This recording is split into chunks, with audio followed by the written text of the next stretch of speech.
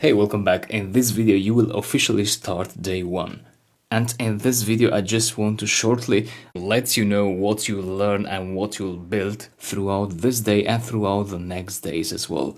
So I assume you are an absolute beginner, and therefore I'll start with Python from scratch. We will build a to-do list app first, which has this command line interface, and then we will add a desktop graphical user interface to this program, and then after that we will add a web interface to this program. So you'll learn the complete spectrum of building a program using all the possible interfaces a program can have.